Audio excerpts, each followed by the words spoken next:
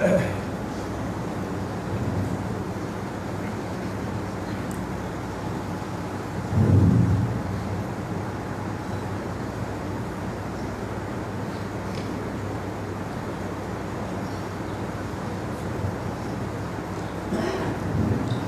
کی گفتگو میں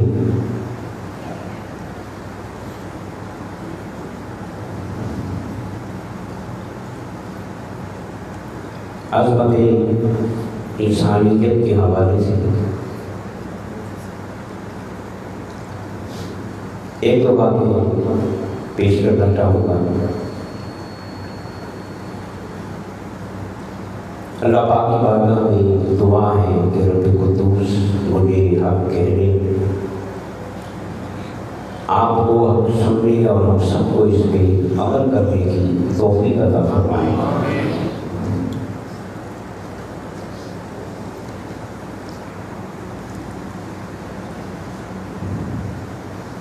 ایک مثال دے کر بات کو آگے بڑھاتا ہوں۔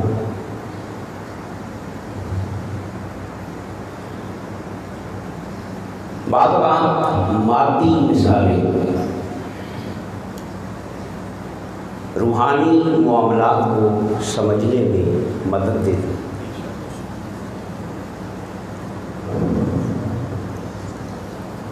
مادی مثال انسان کے مشاہدے میں ہوتی ہے اور روحانی مثال ہر شخص کے مشاہدے میں نہیں ہوتی۔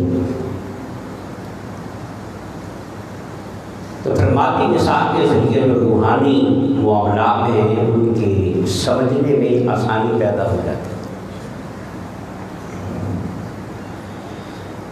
مثال یہ ہے کہ انسان زمین پہ ہوتا ہے تو بہت سی چیزیں انسان کو بہت بڑی محسوس ہوتی ہیں، اور دونوں انسان بلند ہوتا چلا جائے، فضا میں بلند ہوتا ہے، کسی اونچی عمارت پہ چڑھ جائے یا کسی جہاز پہ سوار ہو جائیں تو وہی بڑی بڑی چیزیں چھوٹی لگتی ہے۔ یہ ایک عام مشاہدے کی بات ہے۔ جب انسان بستی میں تھا تو وہ چیزیں بہت بڑی دریا تھے، سمندر تھے، شہر تھے، گاؤں تھے، بستیاں تھیں، عمارتیں تھیں، پلازے تھے، بڑے بڑے لگتے تھے۔ انسان سر اٹھا کے ان کو دیکھتا تھا، اور جب انسان بہت بلند ہو گئے اور وہ ساری بلندیاں انسان کے قدموں میں آ گئی، اب وہی چیزیں انسان کو تو چھوٹی لگنے کی وجہ کیا ہے کہ انسان جسمانی طور پہ کیا ہو گئے۔ اب جو لوگ چاند پہ گئے انہوں نے کہا کہ چاند پہ ہمیں زمین ایسے لگتی ہے جیسے زمین پہ بیٹھ کے چاند لگتا ہے، ایک پلیٹ کی طرح۔ تو یہاں زمین کتنی بڑی ہے، اور جب بلندی پہ گئے، چاند پہ گئے تو وہی زمین چھوٹی سی لگ رہی ہے۔ ستارے کتنے بڑے بڑے مگر رات کو کتنے۔ تو یہ ایک مادی مثال میں نے دی ہے کہ انسان کتنا بلند ہوتا چلا جائے جتنا، تو کائنات کی ساری حقیقتیں چھوٹی ہوتی چلی جاتی ہیں۔ اب یہ بات تو ہر کسی کی سمجھ میں آتی ہے، کوئی منطقی فلسفیانہ نقطہ نہیں۔ اور پھر یہیں سے سمجھ آئیں کہ جب حضور معراج کی رات، معراج کی رات سب سے بلند گئے ہوں گے، تو پھر یہ ایک کائنات نہیں بلکہ ساری کائناتیں حضور کی نگاہ میں ان کی حیثیت کیا ہوگی؟ دوستانی محترم، یہ ایک مادی مثال میں کہ کوئی شخص بھی اونچا ہو جائے، بلند ہو جائے، تو یہ ساری بڑی بڑی چیزیں اور وہ اپنے آپ کو عظیم محسوس کرتا ہے، ان کو حقیق سمجھتا ہے، نظر جو حقیق آتی ہے۔ اسی طرح جو انسان روحانی طور پہ بلند ہو جائے، اب جو میں سمجھانا چاہ رہا ہوں، جو انسان روحانی طور پہ بلند ہو جائے، شعوری طور پہ بلند ہو جائے، علمی اور عقلی طور پر بلند ہو جائے، ایمان کی دنیا میں بلند ہو جائے، تو پھر یہ دنیا کی سارے مزے اور دنیا کی ساری عزتیں، دنیا کے سارے خزانے اور دنیا کی ساری دلچسپیاں اس کے قدموں کی خاک کے برابر بھی نہیں ہوتی۔ اب بات سمجھ میں آتی؟ مادی دنیا میں بلند ہوئے تو یہ ساری حقیقتیں چھوٹی ہو گئی، اور روحانی طور پہ بولیے بلند ہو گئے، روحانی طور پہ یہ ساری حقیقتیں بولیے جن کے پیچھے انسان مارا پھرتا ہے، یہ دولت، یہ خزانے، یہ سونا، یہ چاندی، یہ اقتدار، یہ حکومتیں، یہ سلطنتیں، یہ مزے اور یہ عیاشیاں، یہ سہولتیں، یہ راحتیں، یہ اس وقت تک ہیں جب تک انسان روحانی طور پہ پست ہے، اور جو روحانی طور پہ بولے نا، تو جس طرح زمین اتنی سی نظر آتی ہے نا، تو زندگی کی یہ سارے مزے اور یہ سارے خزانے بھی انسان کو مکھی کے پر کے برابر نہیں رکھتے۔ یہ سونا، چاندی، خزانے اسی وقت انسان کو متاثر کرتے ہیں جب انسان چھوٹا ہوتا ہے، جب انسان چھوٹا ہوتا ہے، پستیوں میں ہوتا ہے، تو پھر انسان ان چیزوں سے متاثر ہوتا ہے، ان کا غلام بن جاتا ہے، ان کے حصول کے لیے ساری صلاحیتیں اور پوری زندگی طرف کر دیتا ہے، مگر جب وہی انسان بلند ہوتا ہے تو پھر یہ ساری حقیقتیں انسان ایک آنکھ اٹھا کے دیکھنے کے لیے تیار نہیں ہوتا ہے، کیونکہ وہ بڑے مزے چکھ لیتا ہے۔ کیا بڑے مزے چکھ؟ اگر جسم مزوں کا شوق رکھتا ہے، جسم اس کا مزے کا شوق رکھتا ہے، اسے کھانا مزیدار چاہیے، اسے گانا مزیدار چاہیے، اسے بستر مزیدار چاہیے، اسے موسم اور ماحول مزیدار چاہیے، وغیرہ وغیرہ، تو جس طرح جسم مزوں کا شوق رکھتا ہے، اسی طرح روح بھی مزوں کا شوق رکھتی ہے، مگر جسم کے مزے اور ہیں اور روح کے مزے اور ہیں، اور جب روح کے مزے انسان چکھ لیتا ہے تو جسم کے مزوں سے پھر انسان کی جان چھوٹ جاتی ہے، پھر وہ بلند ہو جاتا ہے۔ اب انسان روحانی طور پہ کا بلند ہوتا ہے، کائنات کی سب سے بلند حقیقت ہے وہ ذات خدا ہے، وہ ذات اندر آتے ہیں، سب سے بلند حقیقت بولیے، اب جو اس کے قریب ہوگا، جو اس کے وہ کیا ہو جائے گا؟ بلند ہونے کے لیے بھی تو کوئی ٹارگیٹ ہے کہ میں نے وہاں تک جانا ہے، بولیے، تو وہ ٹارگیٹ کون ہے؟ وہ اللہ کی ذات ہے۔ کیا ہے؟ اللہ کی ذات۔ اب جب انسان خدا کے قریب ہوتا ہے تو روحانی طور پہ کیا ہوتا ہے؟ جب روحانی طور پہ بلند ہوتا ہے تو یہ جسمانی لذتیں اور مادی خزانے اس کی نگاہوں میں تیز ہو جاتے ہیں۔ اور کسی کے جماعت شاہ صاحب کا واقعہ ہے نا کہ ان کے پاس ایک وہ کیمیا کر آیا، وہ گھونٹی سے سونا بنانے والا کہ لوہے کو لگائیں تانبے کو لگائیں تو سونا بن جائے۔ اس نے بڑی مشقتوں کے بعد وہ نسخہ بنایا تھا۔ تو آپ کے آستانے پہ آیا، لنگر دیکھا، لوگوں کا وضو دیکھا، تو اس نے کہا کہ وضو بڑے خرچے ہوتے ہیں، تو یہ ایک تحفہ میں آپ کو پیش کرتا ہوں، اس سے آپ سونا بناتے جائیں اور لنگر چلاتے جائیں، آپ کے سارے خرچے پورے ہو جائیں گے۔ بابا جی نے فرمایا ٹھیک ہے، وہ الماری میں رکھ دیا۔ اس نے اپنے ہاتھ سے الماری میں رکھ دیا، پھر وہ وہیں پڑا رہا۔ سال گزر گیا، ایک سال کے بعد جب وہ دوبارہ آیا، اب وہ سوچ رہا تھا کہ اب کایا پلٹ دل ہوگی، پیسے کی ریل دل ہوگی، بڑی موجیں ہوگی۔ آیا تو دیکھا وہی سادگی ہے، وہی انداز ہے، تو کچھ اسے ناراضگی کی ہوئی۔ اس نے کہا حضور میں تحفہ دے گیا تھا، لگتا ہے آپ نے برتا نہیں، استعمال نہیں کیا۔ پوچھا کہاں رکھا تھا؟ پوچھا عرض کیا آپ نے حکم دیا تھا، میں نے وہاں رکھ دیا تھا۔ کہا کہ پھر وہیں پڑا ہوگا۔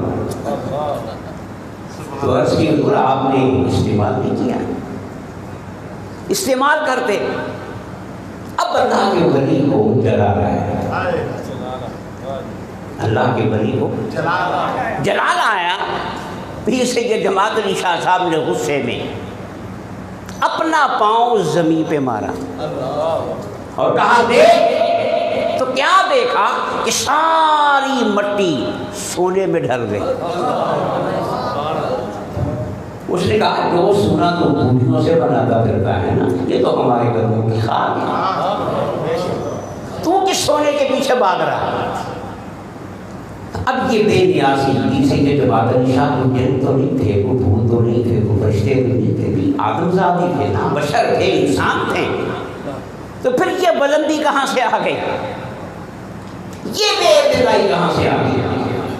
تو یاد رکھیں کہ جب انسان روحانی طور پر بولے تو پھر یہ دنیا کے معاملات اس کی نگاہ میں مولا فرماتا ہے کہ میرے سامنے ساری دنیا جو صدیوں سے چل رہی ہے اور صدیوں تک مولا فرماتا ہے کہ یہ ساری دنیا میرے سامنے مچھر کے پر کے برابر بھی نہیں۔ کس کے؟ مچھر کے پر کے برابر۔ تو یاد رکھیں یہ مولا کا معاملہ ہے۔ اب جو مولا کے قریب ہوتا ہے اس کا معاملہ بھی یہی ہوتا ہے، اس کا مزاج بھی، اس کی سوچ بھی، اس کی طبیعت بھی۔ مولا کے قریب ہونے کا معنی ہی یہ ہے کہ بندہ مولا پہ فنا ہو جائے، اور فنا ہونے کا معنی کیا ہے کہ جسم ختم ہو جائے؟ نہیں، انسان کی طبیعت پر خدا کی طبیعت کا قبضہ ہو جائے، انسان کا مزاج خدا کے مزاج میں ڈھل جائے۔ وہ جو میں نے عرض کیا تھا نا کہ جب حضرت مجدد علیہ السلام کا قول کہ جب شریعت طبیعت بن جائے، کیا بات سمجھے؟ جب شریعت، تو شریعت کس کا مزاج ہے؟ کس کا حکم ہے؟ کس کی چاہت ہے؟ کس کا منشا ہے؟ اور جس کی طبیعت شریعت بن جائے، جس کی طبیعت، تو پھر اس کا مزاج مزاج الہی کا عکس بن گیا، مزاج الہی کا عکس بن گیا۔ اس لیے رومی نے کہا کہ گفتہ اللہ ہوگا کہ جب انسان کی طبیعت شریعت بن جائے اور انسان کے مزاج پر خدا کا مزاج آ جائے، جب انسان بولتا ہے تو زبان انسان کی ہوتی ہے، کلام خدا کا ہوتا ہے۔ بندے کا کہا اللہ کا کہا بن جاتا ہے۔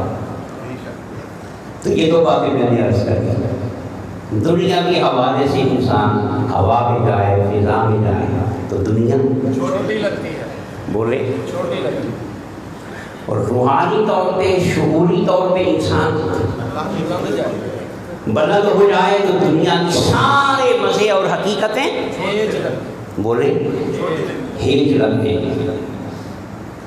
وہ بھی تو صحابی تھے نا، انسان تھا، کیا تھے؟ انسان تھے، مدینہ میں رہنے والے تھے، سونے کی انگوٹھی پہنی تھی، حضور کی بارگاہ میں گئے، حضور ناراض ہو گئے، انگوٹھی کس کی ہے؟ سونے کی، بولے بولے سونے کی، یہاں تو سونے کے ذرے کسی پانی میں آ رہے ہوں نا تو لوگ دریا میں بیٹھ جاتے ہیں، کیوں نہیں؟ کسی دریا کے پانی میں سونے کے ذرے کوئی 24 گھنٹوں میں ایک آتا ہے، اس کے لیے لوگ دریا پہ بیٹھ جاتے ہیں، وہاں تو پوری انگوٹھی سونے کی، حضور ہو گئے ناراض، انگوٹھی گزاری نالی میں پھینک دی۔ صحابہ نے کہا کہ بھائی نالی میں پھینکنے کا حکم تو نہیں دیا، یہ کہا ہے کہ مردوں کے لیے پہننا حرام ہے، گھر میں لے جاؤ، کسی خاتون کو پہنا کرنا۔ اب اس کی نگاہ میں وہ کتنی حقیر ہو گئی، کتنی حقیر ہو گئے۔ اس نے کہا جس انگوٹھی نے میرے یار کو ناراض کر دیا میں اسے گھر میں لے جاؤں، میں اسے ماں بہن بیٹی کو پہناؤں؟ نہیں، اس انگوٹھی کا مقام یہی ہے کہ یہ گندی نالی میں پھینکی جائیں۔ اب کوئی اس کے لیے مارا مارا پھر رہا ہے، کوئی اس کو گندی نالی میں پھینک رہا ہے، وجہ کیا ہے کہ وہ روحانی طور پر بولیے۔ اب یاد رکھیے یہ انسان کی فطرت ہے کہ اللہ نے بنایا، کس نے بنایا؟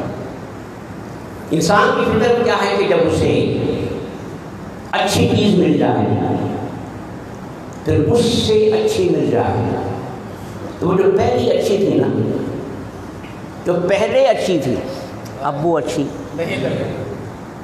پھر اس سے بھی اچھی مل جائے تو پھر وہ اچھی۔ ایک انسان پیدل جا رہا ہے، اسے سائیکل مل جائے سبحان اللہ، پھر اسے موٹر سائیکل مل جائے تو اب سائیکل اس کی نگاہوں میں اچھا نہیں لگتا، بولیں، اچھا نہیں لگتا، پھر کار میں بیٹھ گیا، موٹر سائیکل اچھا لگتا، پھر پٹیلوں میں بیٹھ گیا، اب کار اچھی، نہیں لگتا، پھر جہاز میں بیٹھ گیا جارو اچھی نہیں تو لگتی، بولیے پہلے 2.5 بنگلے کے مکان میں تھا، بڑی اچھی زندگی تھی، پھر کنال میں کوٹھی بن گئی تو اب وہ اسے بوڑھا کرتا ہے نا، پھر 2 کنال کی بن گئی، پھر 5 کنال کی بن گئی، پھر وہ پورا فارم ہاؤس بن گیا، اب اسے محلے ہی اچھے نہیں لگتے۔ تو یہ انسان کی فطرت ہے، جتنا بلند ہوتا ہے تو نیچے والی شے اسے اچھی ایسا ہے۔ اب آئیے یہ مادی مثال کی، روحانیت میں بھی ایسے ہی ہے۔ ایک جملہ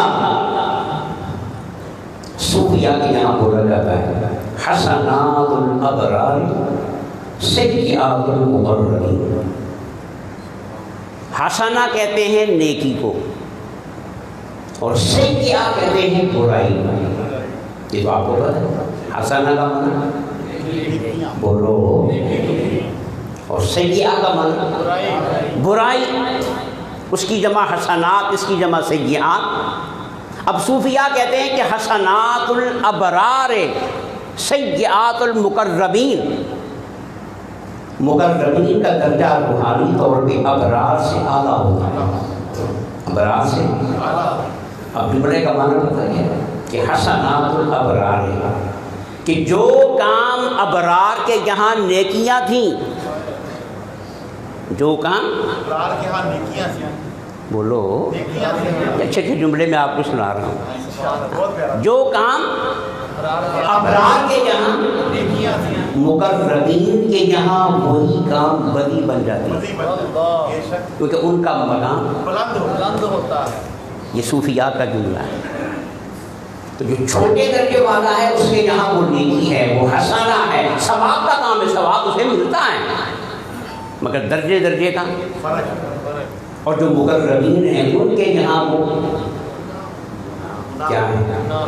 گناہ، ان کا معیار اس سے بلند ہے۔ اپر کلاس میں. تو حسنات الابرار سیئات المقربین. اور ایک واقعہ آتا ہے، ایک ولی دوسرے ولی سے ملے، اس نے پوچھا کہ آپ کے یہاں کیا صورت حال ہے؟ آپ کے یہاں کیا صورت ہے؟ روحانی، دنیا کی نہیں. اس نے کہا کہ مل جائے کیا؟ مل جائے تو شکر کر دیتے کرنا چاہیے، اور نہ ملے تو صبر کر دیتے. ٹھیک ہے، کیا عین دین ہے. مل جائے تو شکر کر لیتے، شکر کر لیتے، اور نہ ملے تو صبر کر لیتے. اب اس نے جواب میں پوچھا کہ آپ کے یہاں کیا صورت حال ہے؟ اس نے کہا تم نے جو کیفیت بیان کی ہے نا، یہ تو ہمارے کتوں کی ہے. حسنات الابرار سیئات المقربین. ابرار کے یہاں جو عمل حسن ہوتا ہے وہ مقربین کے یہاں گھٹ درجے کا، کم تر درجے کا. اس نے کہا یہ کیفیت تو ہمارے کتوں کی. اس نے کہا پھر آپ کی کیا؟ ہائے ہائے. وہ سمجھے کہ ابرار میں سے تھا، یہ مقربین میں سے تھا. اس نے کہا ہماری کیفیت یہ ہے کہ مل جائے تو بانٹ دیتے ہیں. یہ اہل بیت والا طریقہ. اہل مل جائے تو اور نہ ملے تو شکر کرتے ہیں. اب وہ لوگ فرق ہے کہ نہیں؟ بہت فرق. ان کا معیار ہوتی بڑے معیار والے، مگر یہ اس سے آنا ان سے بھی معیار والے. تو جتنے روحانی طور پہ بلند ہوتے چلے جاؤ گے تو جو ان کی نیکیاں تھیں وہ ان کی نگاہوں میں دیکھتی نہیں. یہی مادی دنیا میں ہے اور یہی روحانی دنیا میں ہے. وہ میں نے رمضان میں عرض کیا تھا، وہ کسی جگہ آگے ہی جنت میں حور ہوں گے، قصور ہوں گے، دودھ شہد کی نہریں ہوں گی. لائبریری تو ذکر کسی نے نہیں کیا. میں نے کیا عرض کیا تھا کہ یہ جو دودھ شہد کی نہریں ہیں، حوریں ہیں، قصور ہیں، یہ کن کے لیے ہیں؟ بولو بولو، یہ تھرڈ کلاس کے لیے جو یہاں منہ مارتے پھرتے ہیں. ان کو بولا رہا صبر کر، تو میں وہاں پہ بھی یہ دے دوں. اور جو اپر کلاس ہوگی ان کا مقصد نہ حور نہ قصور، نہ دودھ نہ شہد، وہ تو بس مولا کے دیدار میں مست ہوتا ہے، اس کے سوا انہیں کچھ غرض ہی نہیں ہوتی. تو یہ فرق وہاں پہ بھی ہوگا. جیسا یہاں بنائیں گے ویسا وہاں پائیں گے، ویسا وہاں بولے نا ویسا وہاں پائیں گے. تو روحانی طور پہ بھی جب انسان کو بڑا مقام ملتا ہے تو چھوٹا مقام پھر اس کی نگاہ میں. اس لیے حضرت رابعہ بصریہ وہ ہاتھ میں پانی لے کے بھی جا رہی ہیں اور کہا کہ چاہتی ہوں کہ اس آگ سے جنت کو جلا دوں. آئے لوگ جنت کے لیے مارے مارے پھر وہ جنت کو، اور چاہتی ہوں کہ اس پانی سے جہنم کو بجھا دوں. فرمایا کہ وہ کیوں؟ کہا کہ کچھ لوگ سجدہ کرتے ہیں میرے رب کو اور دیکھتے ہیں جنت کو، اور سجدہ کرتے ہیں میرے رب کو اور ڈرتے ہیں جہنم سے. تو مجھے یہ منافقت اچھی نہیں لگتی. اب یہ جو انہوں نے کہا نا یہ منافقت، یہ نچلے درجے میں نہیں ہے، اہم دین ہے. اگر کوئی جنت کے لیے نماز پڑھتا ہے تو مولا قبول کرتا ہے، مولا کو کوئی اعتراض نہیں، مولا کو کوئی اعتراض. مگر یہ ابرار کا درجہ ہے، وہ مقربین کا درجہ ہے. تو کہا کہ یہ لوگ بڑے اچھے نہیں لگتے، میں چاہتی ہوں نہ جنت رہے نہ، تاکہ یہ سارے جو مفاد پرست ہیں نا، مطلب پرست ہیں، یہ سارے پیچھے ہٹ جائیں، میرے رب کو وہی سجدہ کرے جو میرے مولا کو چاہے. یہ خلوص کا اعلیٰ درجہ ہے، اخلاص کا. اگر کوئی جنت کے لیے عمل صالح کرتا ہے یہ تو خلوص ہے، مگر یہ نچلا درجہ ہے. اور جو اس سے بھی بے غرض ہو جائے اور فقط خدا کو چاہے تو یہ خلوص کا. اب یہ بات سمجھ میں آ گئی کہ حسنات الابرار سیئات بولو نا سیئات المقربین. اب آؤ حضور کی طرف. تو ایک بات میں عرض کر دیتا ہوں کہ حضور دن میں 70 بار استغفار کرتے تھے. کتنی بار؟ 70 بار. اور آج قبر میں بھی فرما رہے ہیں. حدیث میں آتا ہے. اب حضور کا تو پہلے سانس سے ہی کوئی گناہ ہے ہی نہیں. تو پھر استغفار کیوں کر رہے ہیں؟ علماء نے کہا کہ حضور کی شان ہر لمحے بڑھتی بلند بولے نا، ہوتی جا رہی. حضور کا بھاری مقام آج بھی ایک مقام پہ ٹھہرا ہوا نہیں، کیونکہ یہ دنیا سفر کا نام ہے. یہ دنیا قیامت تک سفر ہوتا رہے گا، مصطفیٰ کا بھی ہوتا رہے گا. ہر وہ آدمی جو نیکیاں کر کے دنیا سے جائے گا اس کا سفر ہوتا رہے گا. سانسیں بند ہو جائیں گی مگر صدقہ جاریہ چلتا رہے گا. تو عام لوگوں کا اگر صدقہ جاریہ چل رہا ہے تو مصطفیٰ کا نہیں چل رہا ہے. بے شک بے شک. تو ہر لمحے حضور کی شان. بلند ہو رہی ہے. اب جب حضور یہاں تھے پھر یہاں پہنچے تو یہاں والا مقام اچھا نہیں لگا تو کہا استغفر مولا میں تم سے معافی چاہتا ہوں. اس مقام پہ ہونے سے معافی چاہتا ہوں. اس لیے حضور دن میں 70 بار استغفار کرتے تھے، گناہ کی وجہ سے نہیں. بلند مقام پہ فائز ہونے کے بعد جب چھوٹے مقام پہ نگاہ پڑتی فرماتے استغفر اللہ. تو حضرات بزرگ بعد میں نے کیا عرض کی کہ انسان اس قدر روحانی طور پہ بولیے بلند ہو جائے، اسی قدر اس کا درجہ وہ دنیا کی حقائق، دنیا کے مزے، دنیا کے نشے اس کی نگاہ میں بولے. اور ایک بات یاد رکھیں، حضور نے فرمایا الغنا غنى القلب. دیکھیں مالدار وہ نہیں جس کی تجوریاں پر کیوں بھی.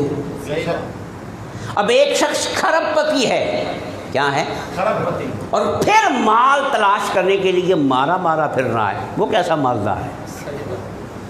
بولے وہ کیا مالدار؟ غریب بھی صبح سے شام تک رزق حلال تلاش کر رہا ہے، کھرب پتی بھی مارا مارا پھر رہا ہے. تو فرق کیا ہوگا؟ کوئی فرق. تو مالدار وہ نہیں کہ جس کی تجوریاں بھری ہے. مالدار وہ ہے آقا فرماتے ہیں جس کا دل بھر جائے، جس کا دل بھر جائے وہ مالدار ہے. اور جسے پھر مال کی ہرس نہ رہے، تمام نہ رہے، وہ کیا ہو گیا؟ مالدار بے نیاز. کیا بے نیاز. اصل چیز مالدار نہیں ہے، اصل چیز بے نیاز ہے. کیا ہے؟ بے نیاز. کہ انسان بے نیاز ہو جائے اور کسی کا محتاج نہ رہے. اس کی راہ نہ ٹپکے، تو ترستا نہ پھر. ٹھیک ہے، اس کی آنکھوں میں اس کے مزاج میں پیاس اگر ہے تو وہ مالدار نہیں ہے. تو حضور نے فرمایا کہ مالداری کس کی مالداری ہے؟ دل کی بات. اور دل مالدار کا ہوتا ہے. میں نے پہلے بھی عرض کیا تھا کسی ایک شخص کو دنیا میں ساری دولت دے دے، ساری، اور پھر مجھے آگے رکھے تو کیا کہے گا؟ نہیں لگا. بولو. نہیں لگا. اس کا معنی یہ ہے کہ پھر یہ دل دنیا کی دولت سے بھرا نہیں بھرتا. اور قیامت کے دن بھی کسی کا دل جنت سے نہیں بھرے گا. وہ بھی ہے جنت سے بھی، جنت میں جائیں گے چھوڑ کے آ جائیں گے، مولا دل نہیں لگ گیا. تو پھر دل کس سے بھرتا ہے؟ 1000 لیٹر کی ٹینکی ہوگی، 300 سے بھرے، 500 سے، 800 سے، 900 سے، اتنے سے بھرے. کس سے بھرے گی؟ اب یہ دل والی ٹینکی ہے نا، یہ اللہ نے کسی اور کے لیے نہیں بنائی، اپنے لیے بنائی. مولا فرماتا ہے میں کہیں نہیں سماتا، میں اور سماتا ہوں تو مومن کے دل میں سماتا ہوں. اور سمانے کا معنی پتہ کیا؟ پورے کا پورا. سمانے کا معنی کیا ہوا؟ پورے کا سمو جانا. کیا مطلب؟ آ جانا. پورے کا پورا آ جانا. تو اس دل کو اللہ نے اپنے لیے بنایا. تو جس دل میں اس نے سمانا ہو اس دل کو پھر دنیا کی دولت بھر سکتی ہے؟ بولے نا. عقل سے فیصلہ کرتے ہیں. اللہ پاک نے عقل دی ہے سوچنے. اس لیے کسی شخص کو کائنات کے سارے خزانے بھی دے دیے جائیں نا، اس کا دل نہیں بنے گا. اور جس دل میں مولا آ جائے، جس دل میں مولا آ جائے وہ دل بھر جائے گا. بھر جائے گا. پھر اس کے سامنے مٹی بھی اسی ایسی دل میں ہے اور سونا بھی اسی حیثیت میں. اس کے سامنے دنیا کی کوئی حیثیت نہیں. اس لیے کہ اس کا دل بھر چکا ہے. اس کا دل بھر گیا، وہ مالدار ہو گیا. کیا ہو گیا؟ مالدار ہو گیا. اب پڑھیے اس آیت کو کہ لقد خلقنا الانسان فی احسن تقویم. یہ دو آیتیں ذرا آپس میں موازنہ کر رہے ہیں کہ ہم نے انسان کو اس کائنات میں سب سے بہترین شکل میں بنایا. یہ جسمانی اعتبار سے بھی سب سے اعلیٰ ہے، روحانی اعتبار سے بھی، علمی صلاحیتوں کے اعتبار سے بھی سب سے اعلیٰ ہے. اور ساری کائنات کو ہم نے کسی اور کے لیے مسخر نہیں کیا، انسان کے لیے مسخر کیا. اچھا، اب ساتھ ہی اگلی آیت میں کیا ہوتا ہے کہ ہم نے پہلے فرمایا کہ ہم نے انسان کو سب سے، اور ساتھ ہی فرمایا ثم رددناہ اسفل سافلین، پھر ہم نے اسے پستیوں کی پستیوں میں لوٹا دیا. کیا؟ پستیوں کی. بنایا کس میں؟ احسن تقویم، سب سے اچھا بنایا.